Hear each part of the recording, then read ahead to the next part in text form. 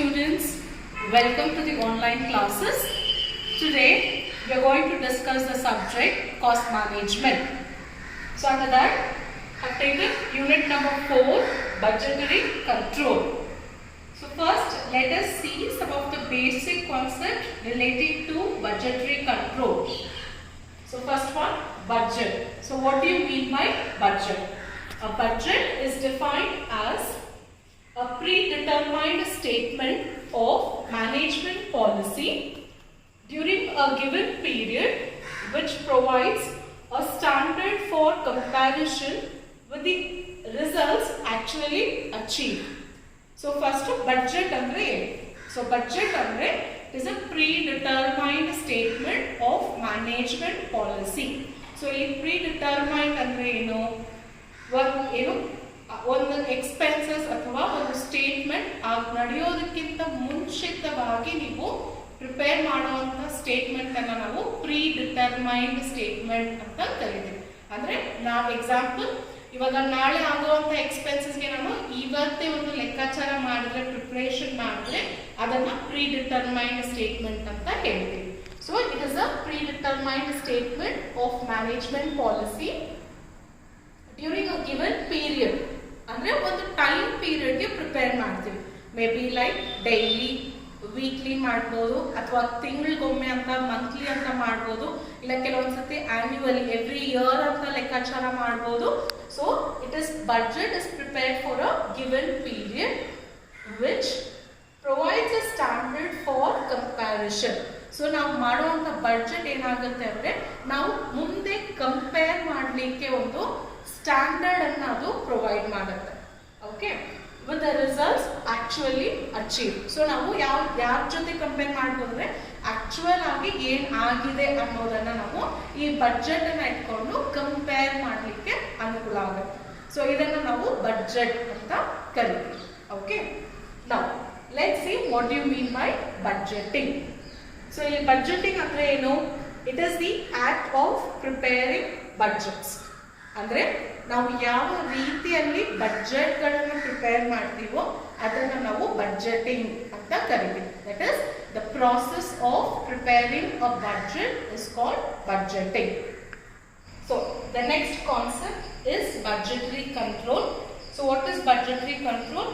It is a system of controlling cost through preparations of budget. So ಬಡ್ಜೆಟ್ಟಿನ ಮುಖಾಂತರ ನಾವು cost ವೆಚ್ಚಗಳನ್ನು control ಮಾಡುವಂಥ ಸಿಸ್ಟಮ್ ಏನಿರುತ್ತೋ ಅದನ್ನು ನಾವು ಬಡ್ಜೆಟರಿ ಕಂಟ್ರೋಲ್ ಅಂತ ಕರಿತೀವಿ. So budgetary control is a system of controlling cost is called as a budgetary control. Having understood the basic concept of what is budget, budgeting and budgetary control, we'll move on to the next topic, which is classification of budget. So budget ಅನ್ನು ನಾವು ಇಲ್ಲಿ ಎರಡು ರೀತಿಯಲ್ಲಿ classify ಮಾಡಿದ್ದಾರೆ. ಒಂದು functional budget. The first classification is functional budget. This is based on the functional activities in the organisation. And the second classification is based on the level of activity or capacity. So budgets ಅನ್ನ ನಾವು ಇಲ್ಲಿ ಎರಡು ರೀತಿಯಾಗಿ classify ಮಾಡ್ತೀವಿ. ಒಂದು functional budget ಅಂತ, ಇನ್ನೊಂದು ಆ ಲೆವೆಲ್ ಆಫ್ ಆಕ್ಟಿವಿಟಿ ಅಥವಾ ಕೆಪಾಸಿಟಿ ಮುಖಾಂತರ ನಾವು ಬಡ್ಜೆಟ್ಸ್ ಅನ್ನ ಕ್ಲಾಸಿಫೈ ಮಾಡ್ತೀವಿ. ನಾವು coming to your functional budget. So functional budget ಅಂದ್ರೆ ಏನು? ಇಲ್ಲಿ ಬಡ್ಜೆಟ್ಸ್ ಗಳನ್ನ ಪ್ರಿಪೇರ್ ಮಾಡ್ತೀವಿ based on each functions in an organisation. ಅಂದ್ರೆ ಒಂದು ಬಿಸ್ನೆಸ್ ಆರ್ಗನೈಸೇಷನ್ ಅಲ್ಲಿ ಏನೆಲ್ಲ ಮುಖ್ಯವಾದಂತ ಕೆಲಸ ಇರುತ್ತೋ, ಫಂಕ್ಷನ್ಸ್ ಮಾಡ್ತಾ ಇದ್ದಾರೋ ಪ್ರತಿಯೊಂದು ಫಂಕ್ಷನ್ಗೂ ಪ್ರತ್ಯೇಕವಾಗಿ ಅವ್ರದೇ ಆದಂಥ ಬಡ್ಜೆಟ್ಸ್ಗಳನ್ನು ಪ್ರಿಪೇರ್ ಮಾಡ್ತಾರೆ. ಸೊ ಅಂಥ ಬಡ್ಜೆಟ್ಗಳನ್ನು ನಾವು ಇಲ್ಲಿ ಫಂಕ್ಷನಲ್ ಬಡ್ಜೆಟ್ ಅಂತ ಕರಿತೀವಿ. ಎಕ್ಸಾಂಪಲ್, ಒಂದು ಬಿಸ್ನೆಸ್ ಅಂತ ತಗೊಂಡಾಗ ವೇರಿಯಸ್ ಫಂಕ್ಷನಲ್ ಡಿಪಾರ್ಟ್ಮೆಂಟ್ಸ್ ಇರುತ್ತೆ, like production department. So production department ಏನು ಮಾಡ್ತಾರೆ, ಅವ್ರದೇ ಆದಂಥ ಬಡ್ಜೆಟನ್ನು ಪ್ರಿಪೇರ್ ಮಾಡ್ತಾರೆ. ಅದನ್ನು ನಾವು ಇಲ್ಲಿ ಪ್ರೊಡಕ್ಷನ್ ಬಡ್ಜೆಟ್ ಅಂತ ಕರಿತೀವಿ. ಮತ್ತೆ ಸೇಲ್ಸ್ ಅನ್ನೋದು ಇನ್ನೊಂದು ಫಂಕ್ಷನಲ್ ಡಿಪಾರ್ಟ್ಮೆಂಟ್ ಆಗುತ್ತೆ. ಸೊ ಸೇಲ್ಸ್ ಡಿಪಾರ್ಟ್ಮೆಂಟ್ ಅವ್ರದೇ ಆದಂಥ ಬಡ್ಜೆಟ್ಗಳನ್ನ ಪ್ರಿಪೇರ್ ಮಾಡ್ತಾರೆ. ಅದನ್ನು ನಾವು ಇಲ್ಲಿ ಸೇಲ್ಸ್ ಬಡ್ಜೆಟ್ ಅಂತ ಕರಿತೀವಿ. ಪರ್ಚೇಸ್ ಡಿಪಾರ್ಟ್ಮೆಂಟ್ ಅವರು ಅವ್ರದೇ ಆದಂಥ ಬಡ್ಜೆಟ್ ಅನ್ನ ಪ್ರಿಪೇರ್ ಮಾಡ್ತಾರೆ. ಸೊ ಅದನ್ನ ನಾವು ಇಲ್ಲಿ ಪರ್ಚೇಸಸ್ ಬಡ್ಜೆಟ್ ಅಂತ ಕರಿತೀವಿ. ನೆಕ್ಸ್ಟ್ ಬಂದು ಲೇಬರ್ ಬಡ್ಜೆಟ್. ಸೊ ಲೇಬರ್ಗೋಸ್ಕರ ಎಷ್ಟು ಖರ್ಚಾಗುತ್ತೆ ಅವ್ರಿಗೆ ಸಂಬಂಧಪಟ್ಟ ಹಾಗೆ ಬಡ್ಜೆಟ್ಗಳನ್ನು ಪ್ರಿಪೇರ್ ಮಾಡಿದ್ರೆ ಅದನ್ನು ನಾವು ಇಲ್ಲಿ ಲೇಬರ್ ಬಡ್ಜೆಟ್ ಅಂತ ಕರಿತೀವಿ. ಮತ್ತೆ ಕ್ಯಾಶ್ ಬಡ್ಜೆಟ್. ಸೊ ಒಂದು ಬಿಸ್ನೆಸ್ ಅಲ್ಲಿ ಆಗುವಂಥ ಕ್ಯಾಶ್ ಎಕ್ಸ್ಪೆನ್ಸಸ್ ಅಂಡ್ ಇನ್ಕಮ್ಸ್ ಏನಿರುತ್ತೋ ಅದಕ್ಕೆ ರಿಲೇಟೆಡ್ ಆಗಿ ನಾವು ಬಡ್ಜೆಟ್ನ ಪ್ರಿಪೇರ್ ಮಾಡಿದ್ರೆ ಅದನ್ನ ಕ್ಯಾಶ್ ಬಡ್ಜೆಟ್ ಅಂತ ಕರಿತೀವಿ. ಸೊ ಈ ರೀತಿ ಒಂದು ಬಿಸ್ನೆಸ್ ಅಲ್ಲಿ ಎಷ್ಟು ಫಂಕ್ಷನ್ಸ್ ಇರುತ್ತೋ ಪ್ರತಿಯೊಂದು ಫಂಕ್ಷನ್ಗೂ ಪ್ರತ್ಯೇಕವಾಗಿ ಒಂದು ಬಡ್ಜೆಟ್ಗಳನ್ನ ಪ್ರಿಪೇರ್ ಮಾಡಿದ್ರೆ ಅದನ್ನು ನಾವು ಇಲ್ಲಿ ಫಂಕ್ಷನಲ್ ಬಡ್ಜೆಟ್ ಅಂತ ಕರಿತೀವಿ. ಸೊ ಈ ಎಲ್ಲ ಫಂಕ್ಷನಲ್ ಬಡ್ಜೆಟ್ ಪ್ರಿಪೇರ್ ಆದ ನಂತರ after preparing each functional budget one budget will be prepared consolidating all these budgets. ಅಂದರೆ ಪ್ರತಿಯೊಂದು ಡಿಪಾರ್ಟ್ಮೆಂಟು ಅವ್ರದೇ ಆದಂಥ ಬಡ್ಜೆಟ್ ಮಾಡೋದಾದ್ಮೇಲೆ ಈ ಎಲ್ಲ ಬಡ್ಜೆಟ್ಗಳನ್ನು ತಗೊಂಡು ಕಂಪನಿಗೆ ಅಂತ ಒಂದು ಬಡ್ಜೆಟ್ ಅನ್ನ ಮಾಡ್ತಾರೆ. ಅದನ್ನ ನಾವು ಇಲ್ಲಿ ಮಾಸ್ಟರ್ ಬಡ್ಜೆಟ್ ಅಂತ ಕರಿತೀವಿ. ಓಕೆ, ಸೊ ಅಂದ್ರೆ ಪ್ರೊಡಕ್ಷನ್ ಡಿಪಾರ್ಟ್ಮೆಂಟ್ ಅವ್ರದ್ದು ಬಡ್ಜೆಟು, ಸೇಲ್ಸ್ ಡಿಪಾರ್ಟ್ಮೆಂಟ್ ಅವ್ರದ್ದು ಬಡ್ಜೆಟು, ಪರ್ಚೇಸ್ ಡಿಪಾರ್ಟ್ಮೆಂಟ್ ಅವ್ರದ್ದು ಬಡ್ಜೆಟ್, ಲೇಬರ್ ಆ್ಯಂಡ್ ಕ್ಯಾಶ್, ಈ ಎಲ್ಲ ಫಂಕ್ಷನಲ್ ಡಿಪಾರ್ಟ್ಮೆಂಟ್ಸ್ದು ಬಡ್ಜೆಟ್ಗಳನ್ನ ಒಟ್ಟು ಸೇರಿ ಒಂದು ಬಡ್ಜೆಟ್ ಅನ್ನ ಪ್ರಿಪೇರ್ ಮಾಡ್ತೀವಿ. ಅದನ್ನ ನಾವು ಇಲ್ಲಿ ಮಾಸ್ಟರ್ ಬಡ್ಜೆಟ್ ಅಂತ ಕರಿತೀವಿ. ಸೊ ಮಾಸ್ಟರ್ ಬಡ್ಜೆಟ್ ಅಂದ್ರೆ ಏನು? It is a consolidated budget of all the functional budget. ಎಲ್ಲ ಫಂಕ್ಷನಲ್ ಬಡ್ಜೆಟ್ಗಳನ್ನ ಒಟ್ಟು ಸೇರಿ ಕನ್ಸಾಲಿಡೇಟ್ ಮಾಡಿದಾಗ ಅದನ್ನು ನಾವು ಇಲ್ಲಿ ಮಾಸ್ಟರ್ ಬಡ್ಜೆಟ್ ಅಂತ ಕರಿತೀವಿ. So next moving on to the next type of budget. ಇಲ್ಲಿ ಬಡ್ಜೆಟ್ ಅನ್ನು ನಾವು level of activity or capacity ಮುಖಾಂತರ ಕ್ಲಾಸಿಫೈ ಮಾಡ್ತೀವಿ. So level of activity or capacity ಅಂದರೆ ಏನು? ಒಂದು ಬಿಸ್ನೆಸ್ ಅಲ್ಲಿ ಎಷ್ಟು ಪ್ರೊಡಕ್ಷನ್ ಆಕ್ಟಿವಿಟಿ, ಎಷ್ಟು ಸೇಲ್ಸ್ ಮಾಡ್ತೀವೋ ಅದನ್ನು ಲೆವೆಲ್ ಆಫ್ ಆಕ್ಟಿವಿಟಿ ಅಂತ ಕರಿತೀವಿ, ಅಥವಾ ಆಪರೇಷನ್ಸ್ ಕೆಪಾಸಿಟಿ. ಸೊ ಅದರ ಬೇಸಿಸ್ ಮೇಲೆ ಬಡ್ಜೆಟ್ ಅನ್ನ ಕ್ಲಾಸಿಫೈ ಮಾಡ್ತೀವಿ. One is the fixed budget and other one is the flexible budget. ಇಲ್ಲಿ ನಿಮಗೆ ಈ ಫಿಕ್ಸ್ಡ್ ಅನ್ನುವಂಥ ಪದನೇ ನಿಮಗೆ ಹೇಳುತ್ತೆ ಯಾವ ಥರ ಬಡ್ಜೆಟ್ ಅದು ಅಂತ. ಸೊ ಈ ಫಿಕ್ಸ್ಡ್ ಬಡ್ಜೆಟ್ ಅಲ್ಲಿ ಏನಿರುತ್ತೆ, ಎಲ್ಲ ಎಕ್ಸ್ಪೆನ್ಸಸ್ ಅಂಡ್ ಇನ್ಕಮ್ಸ್ ಏನಿರುತ್ತೋ ಅದೆಲ್ಲನೂ ಫಿಕ್ಸ್ಡ್ ಆಗಿರುತ್ತೆ. ಅಲ್ಲಿ ನೀವು ಬದಲಾವಣೆಗಳು ಮಾಡಲ್ಲ. ನಿಮ್ಮ ಲೆವೆಲ್ ಆಫ್ ಆಕ್ಟಿವಿಟಿ ಯಾವಾಗ ಚೇಂಜ್ ಆಗಲ್ಲ. ಒಂದೇ ಕೆಪಾಸಿಟಿಯಲ್ಲಿ ನೀವು ಬಿಸ್ನೆಸ್ ನಡೆಸ್ತಾ ಇದ್ರೆ ಅವಾಗ ಒಂದೇ ಬಡ್ಜೆಟ್ ಅನ್ನ ಪ್ರಿಪೇರ್ ಮಾಡ್ತೀರಾ, ಎಲ್ಲ ವರ್ಷಕ್ಕೂ ಆ ಬಡ್ಜೆಟ್ ಅನ್ನೇ ಫಾಲೋ ಮಾಡ್ತಾ ಹೋಗ್ತೀರಾ. ಸೊ ಅದನ್ನು ನಾವು ಇಲ್ಲಿ ಫಿಕ್ಸ್ಡ್ ಬಡ್ಜೆಟ್ ಅಂತ ಕರಿತೀವಿ. So in a fixed budget, all the elements remains fixed for a number of periods. You take it directly.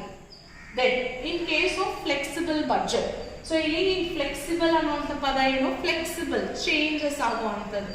So ಇಲ್ಲಿ ಹೇಗೆ ಚೇಂಜಸ್ ಆಗುತ್ತೆ?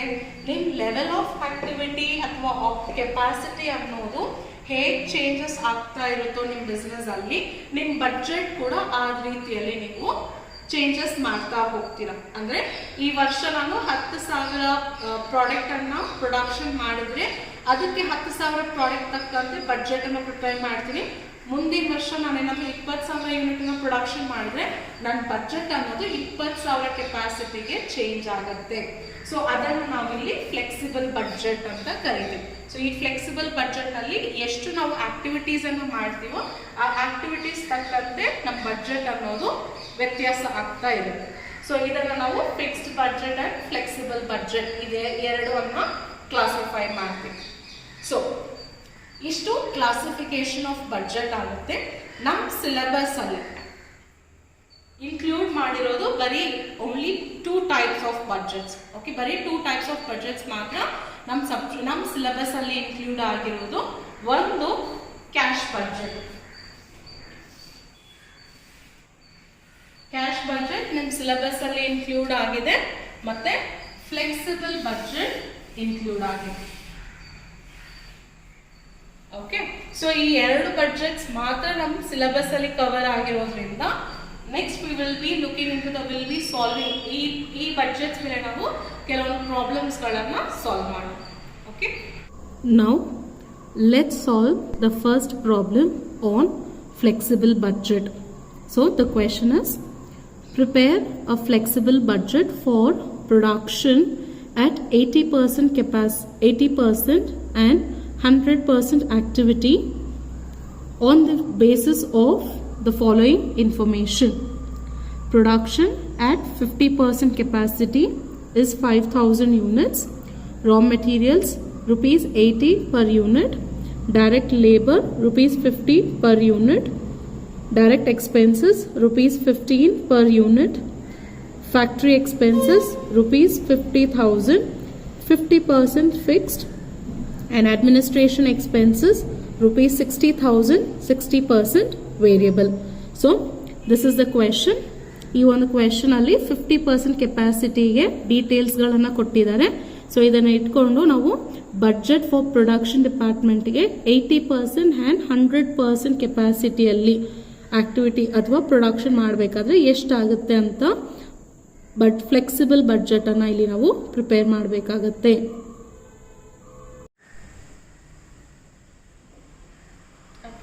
Now we'll solve the problem. So first you have to draw the statement. So flexible budget of, if company name is given, you write the company for the period. So for what period this budget is being prepared. Okay, and you will have one particulars column.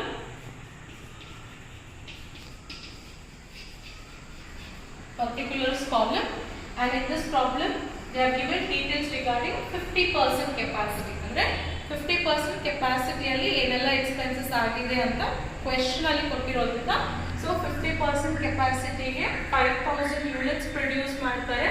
And we are going to find out what is the cost per unit, and this is the total amount column.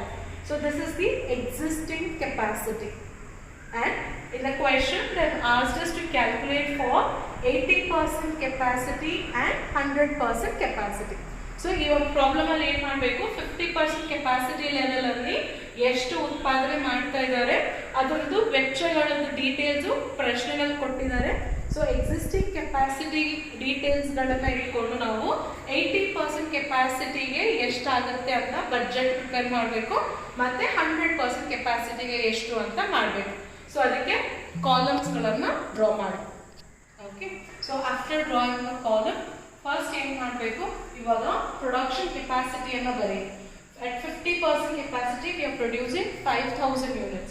Then at 80% capacity ಗೆ ಎಷ್ಟು units ಗಳನ್ನ produce ಮಾಡ್ತೀವಿ ಅನ್ನೋದು find out ಮಾಡಬೇಕು. So 50% ಕೆಪಾಸಿಟಿಗೆ 5,000 units ಅಂದ್ರೆ 80% ಕೆಪಾಸಿಟಿಗೆ 8,000 units ಅನ್ನ ಪ್ರೊಡ್ಯೂಸ್ ಮಾಡ್ತೀವಿ. ಓಕೆ, and at 100% ಕೆಪಾಸಿಟಿಗೆ 10,000 ಯೂನಿಟ್ಸ್ ಗಳನ್ನ ಪ್ರೊಡ್ಯೂಸ್ ಮಾಡ್ತೀವಿ. ಓಕೆ, ಇದು ಕೆಪಾಸಿಟಿ ಎಷ್ಟು ಪ್ರೊಡಕ್ಷನ್ ಆಗುತ್ತೆ ಅನ್ನೋದು. ಓಕೆ, ಇವಾಗ ಪ್ರತಿಯೊಂದು ಎಕ್ಸ್ಪೆನ್ಸಸ್ ಏನು ಕೊಟ್ಟಿದ್ದಾರೆ, ಎಲ್ಲ expenses what is being given, you will take it under particulars. Existing capacity ಬರೀರಿ, ಅದರ ಮುಖಾಂತರ 80% ಕೆಪಾಸಿಟಿ and 100% ಕೆಪಾಸಿಟಿಗೆ ಫೈಂಡ್ ಔಟ್ ಮಾಡಬೇಕು. So if you look at the problem, the first item what is given is raw materials is given, which is 80 rupees per unit. So first item bandu raw materials kottidare. So raw materials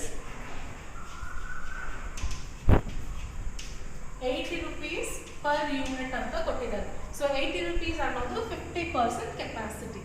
So here one important point you have to understand under flexible budget is the principle on fixed cost and variable cost. So what is the principle here? When you look at variable cost, ಅಂದ್ರೆ ನಿಮಗೆ ಇರುವಂತ ವೆಚ್ಚಗಳನ್ನು ನಾವು ಇಲ್ಲಿ fixed cost and variable cost ಅಂತ classify ಮಾಡ್ತೀವಿ. In case variable cost ಆಗಿದ್ರೆ so ಏನ್ ಮಾಡಬೇಕು, ಇಲ್ಲಿ ಪರ್ ಯೂನಿಟ್ ರಿಮೈನ್ಸ್ ಸೇಮ್. ಅಂದ್ರೆ ಎಷ್ಟೇ ಲೆವೆಲ್ ಆಫ್ ಆಕ್ಟಿವಿಟಿ ಇರಲಿ, ಇಲ್ಲಿ ಪರ್ ಯೂನಿಟ್ ಅಮೌಂಟ್ ಏನಿರುತ್ತೋ ಅದು ಒಂದೇ ಅಮೌಂಟ್ ಇರುತ್ತೆ for all level of activities. ಆದರೆ ಟೋಟಲ್ ಅಮೌಂಟ್ ಅನ್ನೋದು ವೇರಿ ಆಗುತ್ತೆ. ಇದು ವೇರಿಯಬಲ್ ಕಾಸ್ಟಿಗೆ. ಇದೇ ನೀವು ಫಿಕ್ಸ್ಡ್ ಕಾಸ್ಟಿಗೆ ಅಂತ ನೋಡಿದಾಗ ಇಲ್ಲಿ ಫಿಕ್ಸ್ಡ್ ಕಾಸ್ಟಲ್ಲಿ ಏನಾಗುತ್ತೆ, total amount remains same. Okay, ಆ ಟೋಟಲ್ ಅಮೌಂಟ್ ಕಾಲಮಲ್ಲಿ ಏನು ಅಮೌಂಟ್ ಇರುತ್ತೋ ಅದು ಎಲ್ಲ ಲೆವೆಲ್ ಆಫ್ ಆಕ್ಟಿವಿಟಿಗೆ ಸೇಮ್ ಆಗಿರುತ್ತೆ. ಆದರೆ ಪರ್ ಯೂನಿಟ್ ಕಾಲಮ್ ಅಲ್ಲಿ ವೇರಿ ಆಗುತ್ತೆ. ಓಕೆ, ಡಿಫ್ರೆನ್ಸ್ ಆಗುತ್ತೆ. ಸೊ ಈ ಪ್ರಿನ್ಸಿಪಲ್ ಅನ್ನು ನೀವು ಅರ್ಥ ಮಾಡ್ಕೊಂಡ್ರೆ ನಿಮಗೆ ಫ್ಲೆಕ್ಸಿಬಲ್ ಬಜೆಟ್ ಮಾಡೋದು ತುಂಬಾ ಈಸಿ ಆಗುತ್ತೆ. ಸೊ ಈ ಪ್ರಿನ್ಸಿಪಲ್ಗಳನ್ನ ಇಟ್ಕೊಂಡು ಇಲ್ಲಿ ನಾವು ಮಾಡ್ತೀವಿ. Okay, now coming back to the statement. ಇವಾಗ ಏನಿದು raw material. So raw material ಅನ್ನೋಂಥ ವೆಚ್ಚ ಫಸ್ಟ್ ಅದು ಫಿಕ್ಸ್ಡ್ ಕಾಸ್ಟ್ ಅಥವಾ ವೇರಿಯಬಲ್ ಕಾಸ್ಟ್ ಅಂತ ಐಡೆಂಟಿಫೈ ಮಾಡಿ. So when we take raw material is always an variable cost. So ಯಾವಾಗ ವೇರಿಯಬಲ್ ಕಾಸ್ಟ್ ಆಗಿರುತ್ತೋ ಅವಾಗ ಏನು ಪ್ರಿನ್ಸಿಪಲ್ ಹೇಳುತ್ತೆ, per unit remains the same ಅಲ್ವಾ. ಸೊ ಇಲ್ಲಿ per unit is 80 rupees. So 80% ಕೆಪಾಸಿಟಿಗೂ per unit will be 80 rupees and at 100% ಕೆಪಾಸಿಟಿಗೂ per unit will be at 80 rupees. So first per unit column ಅನ್ನ ಬರೆಯಿರಿ. ಇವಾಗ ಟೋಟಲ್ ಅಮೌಂಟ್ ಅನ್ನ find out ಮಾಡಿ. So total amount ಹೇಗೆ ಮಾಡ್ತೀರಾ, 80 rupees into 5000 units. So that comes to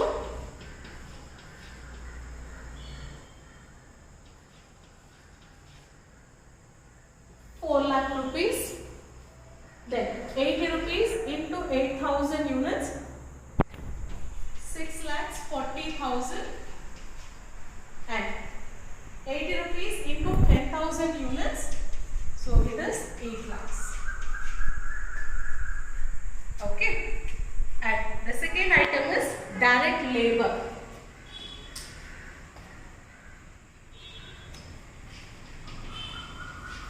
So direct labor again per unit is rupees 50 rupees per unit is given. So 50 rupees at 5,000 existing 50% capacity is given. Again your direct labor is also an variable expenses. ಇಲ್ಲಿ direct labour ಕೂಡ variable expenses ಆಗಿರೋದ್ರಿಂದ per unit ಅನ್ನೋದು same ಆಗಿರುತ್ತೆ. So 50 rupees 80% ಅಲ್ಲೂ 50 rupees ಅಂತಾನೆ ತಗೋತೀವಿ, 100% ಕೆಪಾಸಿಟಿಗೂ 50 rupees ಅಂತಾನೆ ತಗೋತೀವಿ. ಇವಾಗ ಟೋಟಲ್ ನಂಬರ್ ಆಫ್ ಯೂನಿಟ್ಸ್ಗೆ ಮಲ್ಟಿಪ್ಲೈ ಮಾಡಿ 50 into 5000 units, 2,50,000. 50 into 8,000 units, so 4 lakhs. 50 into 10,000 units, 5 lakhs. Next expenses is direct expenses is given. So write down your direct expenses. Direct expenses is given as 15 rupees per unit. So again 15 rupees. Again direct expenses is also a variable expenses. So 15 rupees, 15 rupees. Now multiply the numbers.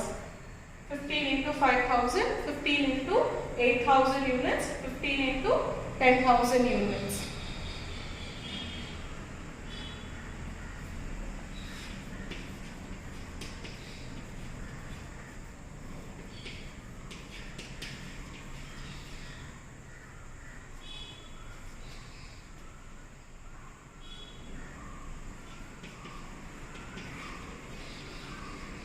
Okay, so now we have finished with the first three.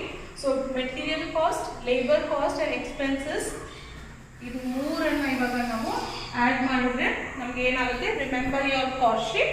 when you add all your direct expenses, what we get is prime cost.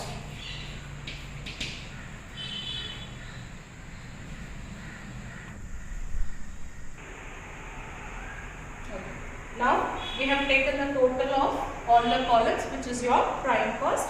Now with the prime cost you have to add your factory overheads. So in the problem, factory overheads is given as 50,000 and in the bracket they have told 50% fixed.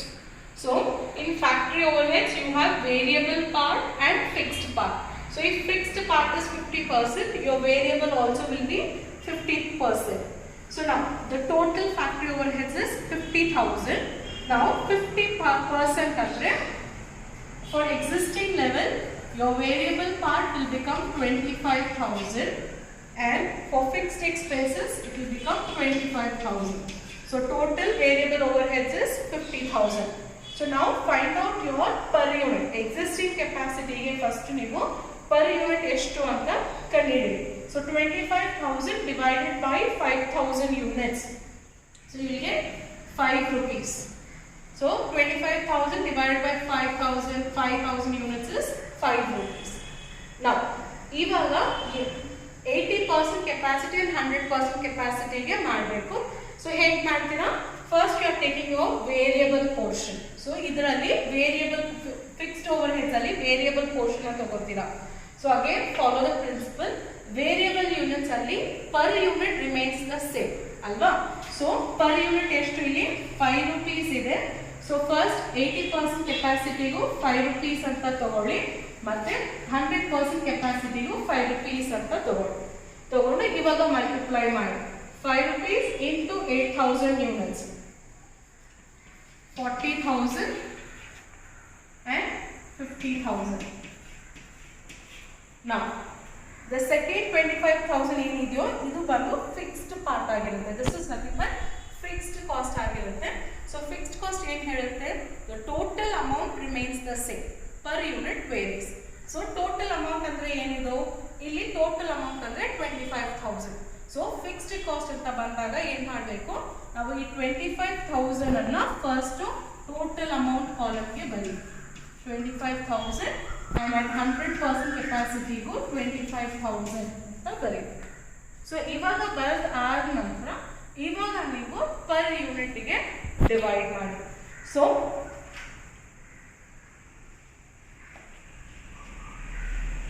ಇಲ್ಲಿ ನಿಮಗೆ 3.125 per unit ಅಂತ ಬರುತ್ತೆ 80% ಕೆಪಾಸಿಟಿಗೆ, and for 100% capacity it is 2.5 rupees per unit. So first fixed overheads ಗೆ 25,000 ಅನ್ನು first 25,000 ಅಂತ ಬರೆದು next per unit ಅನ್ನು ಬರಿ. ಸೊ ಇವಾಗ ಫ್ಯಾಕ್ಟರಿ ಓವರ್ಹೆಡ್ಸ್ ಆಯಿತು. ನೆಕ್ಸ್ಟ್ ಕೊಟ್ಟಿರೋದು ಅಡ್ಮಿನಿಸ್ಟ್ರೇಷನ್ ಎಕ್ಸ್ಪೆನ್ಸಸ್. ಇವಾಗ ಫಸ್ಟ್ ಇದ್ರದ್ದು ಟೋಟಲ್ ತಗೊಳ್ಳಿ. This total becomes your works cost.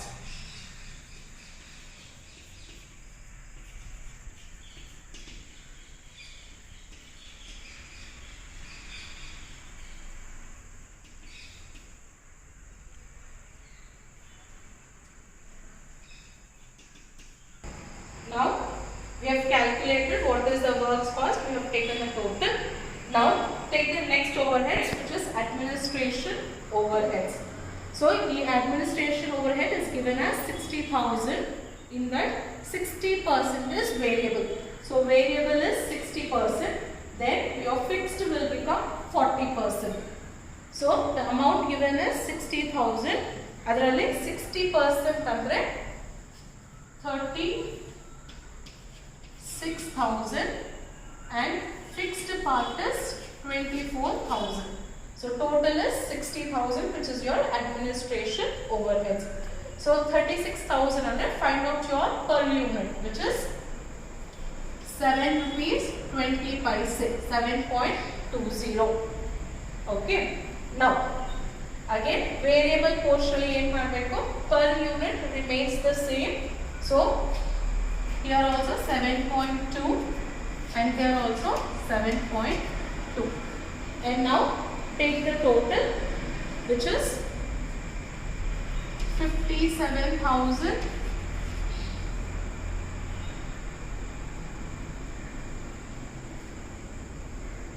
and 72,000. Now when it comes to fixed overheads, fixed part, total columns remains the same. So illu 24,000 and 24,000. Now find out your per unit. So here it is 3 rupees per unit and 2 rupees 40 paise is the per unit. So now we have written total column and amount column. Then take the total. This is nothing but your total cost. So with the total cost, this problem comes to an end. Right. Now do the totaling. administration overheads, variable and fixed part. Now take the total. So at 50% capacity, per unit total cost is 167 rupees. So the total amount is 8,35,000. This is at 50% capacity. Then at 80% capacity, per unit is 163.32, which is nothing but 13,06,600. And at 100% capacity, it is 162.10, which is nothing but 16,21,000. So they have only asked to find out the total cost at various capacity. We have calculated it. So this is called as a flexible budget. Thank you.